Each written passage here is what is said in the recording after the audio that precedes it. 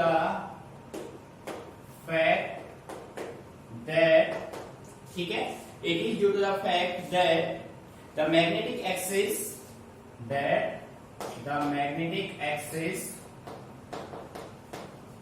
is inclined with geographic axis। भाई किसके साथ इंक्लाइंड है? जो आपका मैग्नेटिक एक्सिस है वो जियोग्राफिक एक्सिस के साथ इंक्लाइंड है। और कितना इंक्लाइंड है? Inclined with geographic axis at angle equal to 20 degree. Approximate angle कितना है भाई? 20 डिग्री है। नहीं समझ में आ रहा है प्यारे बच्चों? ये इसी की वजह से एंगल ऑफ डिक्लाइनेशन आपके पास बनता है। ये जो आपने दिखा रखा, ये थीटा आपके पास क्या है? Approximate 20 degree. क्लियर? आप ऐसे भी रिप्रेजेंट कर सकते हैं। देखिए बेटे, ये आपने लिया एक फ्रीली सस्पेंड मैग्नेट, एक मैग्नेट को आपने फ्रीली सस्पेंड किया यहाँ पे।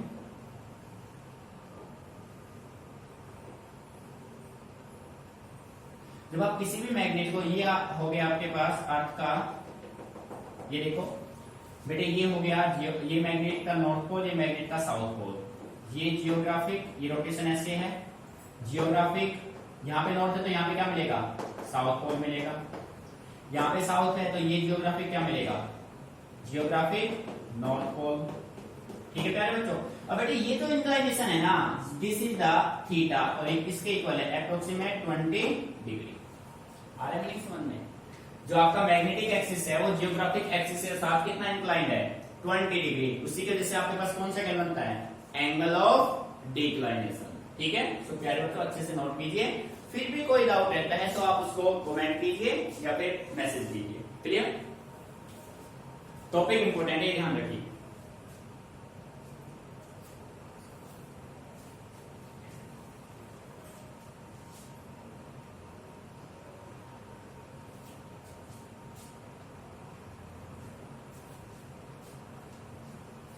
ठीक है, सो रफ कर देते हैं अब इसको। क्लियर?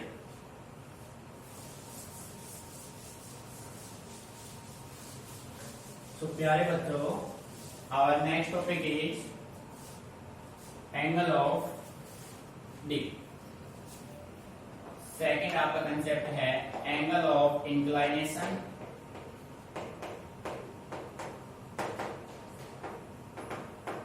और angle of dip, represented by symbol dash. So प्यारे बच्चों, एंगल ऑफ डी काफी इंपोर्टेंट है। इसमें आपके जो एमसीक्यू बनते हैं वहां से भी क्वेश्चन बनेंगे इसमें। ठीक है, देखो एंगल ऑफ इंक्लाइनेशन है क्या? डिक्लाइनेशन आप स्टडी कर चुके हैं। तो सिंपली अगर हम बात करें, हम किसी ज्योमेट्री में डिक्लाइनेशन आपको रिप्रेजेंट कर सकते हैं। कैसे करेंगे? देखो भाई, यहाँ पे ये आपका है मैग्नेटिक एक्सिस। बड़े ज्योमेट्री को समझना ध्यान से, ये आपका जियोग्राफिक एक्सिस है ना। ठीक है, यानी कि आपको मैग्नेटिक फील्ड का स्ट्रेंथ यहाँ पे मिलेगा। अगर हम अब इन सबको हटा दें, यहां से जियोग्राफिक एक्सिस हमने इन सबको रख कर दिया, यहां से ऐसे कर दिया। पॉइंट टू नाम दिया दे रहा था वो हमने यहां दे दिया। अब बेटे यहां से देखो, ये हॉरिजॉन्टल कंपोनेंट, तो ये इसका कौन सा कंपोनेंट होगा? वर्टिकल कंपोनेंट होगा। यानी कि ये जो डायरेक्शन मिला आपको, ये किसका डायरेक्शन मिला? मैग्नेटिक फील्ड का। किसका मिला भाई? मैग्नेटिक फील्ड का। सो आपने क्या किया, इस मैग्नेटिक फील्ड को टू रेक्टेंगुलर कंपोनेंट में डिसॉल्व कर दिया। One component is horizontal, this is BH, और सेकंड इज BB, और ये आपके पास कंसेप्ट सॉल्व हो गया। देखो भाई बेटे, ये हो गया हॉरिजॉन्टल कंपोनेंट, ये हो गया वर्टिकल कंपोनेंट, हो गया। और यहाँ पे थीटा को आपने क्या नाम दे दिया? Angle of declination. बात समझ आ रही है? या फिर आप ऐसा कर सकते थे, यहाँ पे अगर आप थीटा रखना चाहते हैं तो फिर आप मैग्नेटिक फील्ड को यहाँ पे ले आओ, यहाँ पे।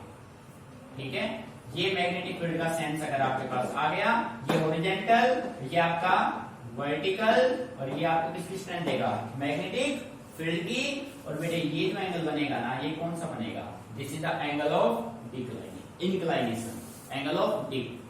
मीनिंग आ रहा है समझ में? आपने क्या किया, मैग्नेटिक फील्ड बी को टू रेक्टेंगुलर कंपोनेंट में डिसॉल्व किया, हॉरिजॉन्टल एंड वर्टिकल। ठीक है, और this angle is angle of inclination. ठीक है, अब हम बात करते हैं तो प्यारे बच्चों देखो, रटना तो है ही नहीं, आपके सामने ज्योमेट्री में रिप्रेजेंट हो रहा है कि भाई एंगल ऑफ इंक्लिनेशन है क्या। सो प्यारे बच्चों ये है अर्थ के मैग्नेटिक फील्ड का हॉरिजॉन्टल डायरेक्शन, और ये कौन सा प्लेन है, ध्यान समझो इसको बेटे। ए बी सी डी आपका कौन सा प्लेन है, this is the magnetic meridian, ये हो गया कंप्लीट मैग्नेटिक मेरिडियन।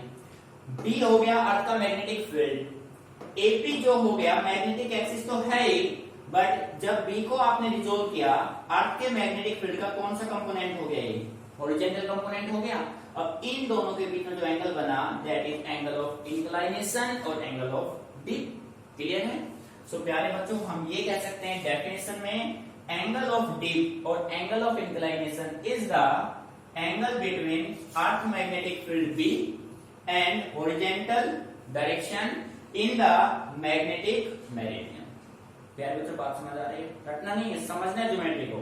भाई अर्थ का मैग्नेटिक फील्ड है और ये जो है हॉरिजॉन्टल कंपोनेंट है, किसका हॉरिजॉन्टल कंपोनेंट है, मैग्नेटिक मेरिडियन का, और उनके बीच का एंगल आपका क्या होगा, angle of declination, sorry inclination. Clear.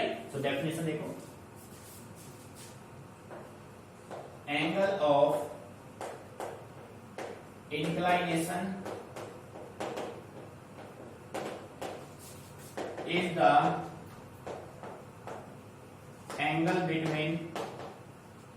is the angle between किस किस के बीच करेंगे, अर्थ magnetic field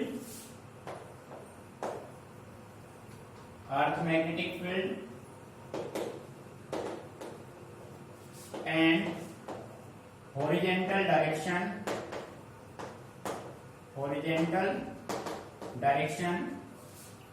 in the magnetic meridian। बेटे सब कुछ आपके सामने डायग्रामेटिकली, कुछ भी रटना नहीं है, चीजों को समझ के चलो।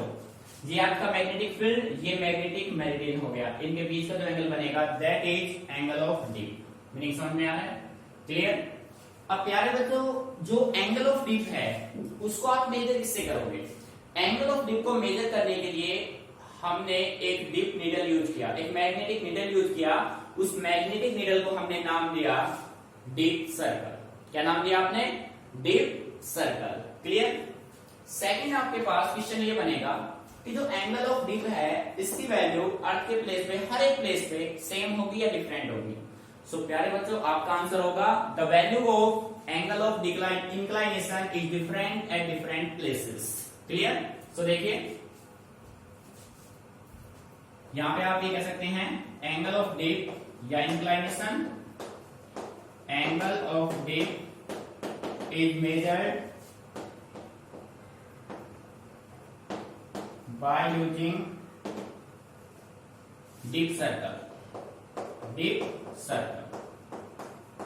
ठीक है, एक मैग्नेटिक नीडल होता है जिसको नाम क्या देते हो आप, डिप सर्कल। ठीक है, एक मैग्नेटिक नीडल से आप इसका मेजरमेंट करेंगे जिसको आपने क्या नाम दिया, डिप सर्कल। क्लियर। बेटे नेक्स्ट पॉइंट जो आप बात कर रहे हैं ना, ये इंपोर्टेंट पॉइंट है आपका, मोस्ट इंपोर्टेंट, क्वेश्चन इसी से बनेगा। The value of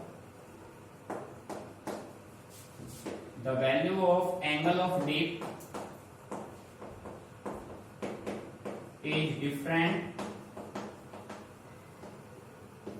is different at different places।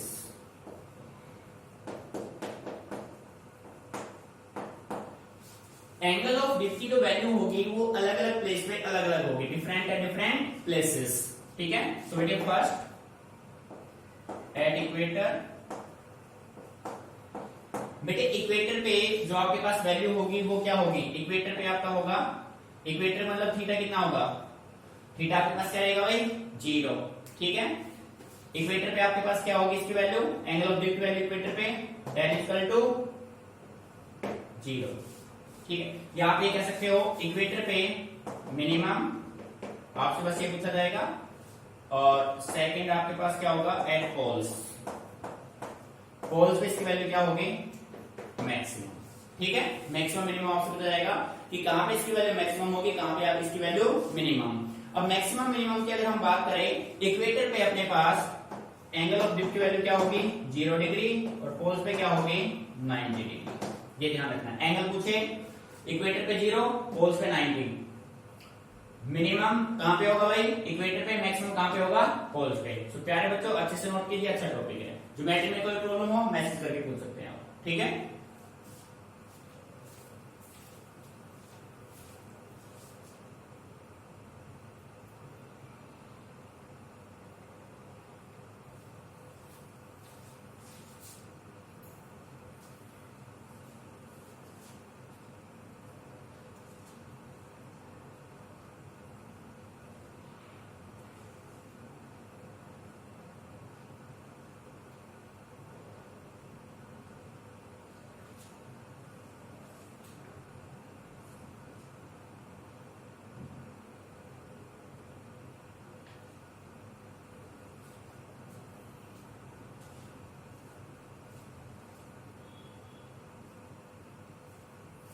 सो प्यारे बच्चों इसको रब करते हैं अच्छे से। Clear? If any problem then ask me any time. So प्यारे बच्चों थर्ड वन आपका है हॉरिजॉन्टल कंपोनेंट। थर्ड वन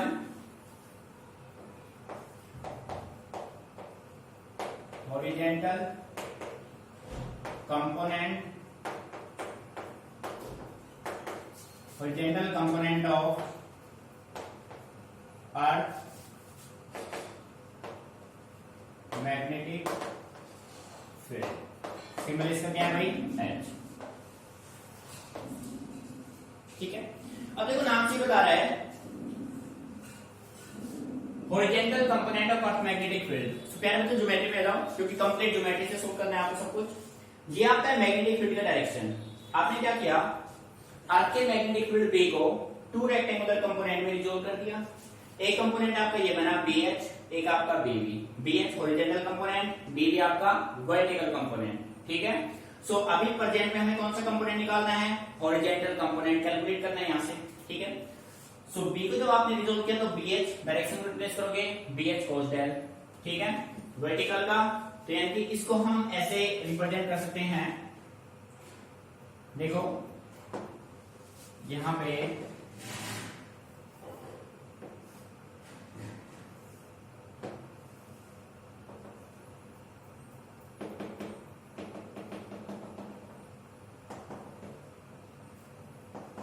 देखो ये कंपोनेंट आपके पास आ गया। This is magnetic field B, angle of D, horizontal component BH, और BH आपका किसके बराबर होगा?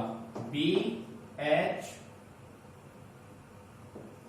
cos del. ऐसे लिख सकते हैं आप इसको, BH cos डेल। तो बेटे ये क्या होगा? BB is equal to BB sin del. ठीक है। ये कंडीशन आपके पास होगा भाई। मीनिंग समझ में आ रहा है? तो ये डेफिनेशन की हम बात करें तो आप ये कह सकते हैं horizontal component of earth magnetic field is the component of earth magnetic field, it is the component of earth magnetic field in the horizontal direction, in the horizontal direction। ठीक है। ये देखो भाई, ये जो होगा ये आपके पास होगा BH, हॉरिजॉन्टल कंपोनेंट हो जाएगा। सो स्पेशल केस की अगर हम इसमें बात करें, एट मैग्नेटिक इक्वेटर। बेटे मैग्नेटिक इक्वेटर पे डेल की वैल्यू क्या होगी? 0 डिग्री। मिनिमम होगा BH आपके पास क्या गिवन है? BH इक्वल टू, आप ये कह सकते हो BH equal to B cos del और B sin। BH equal to B cos del. ये होता है भाई BH is equal to B cos 0। cos 0 क्या होगा बच्चे? 1। सो BH आपका क्या आएगा? B के बराबर। क्लियर है? Similar condition at magnetic poles,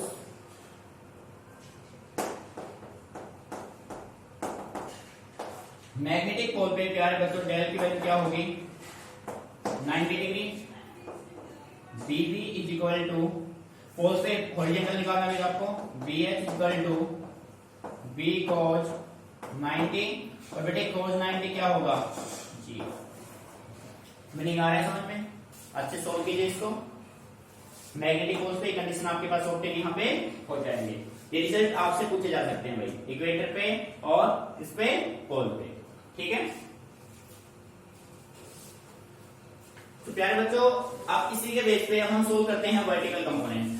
horizontal आपने सोल्व किया, अब हम बात करते हैं वर्टिकल कंपोनेंट, ठीक है।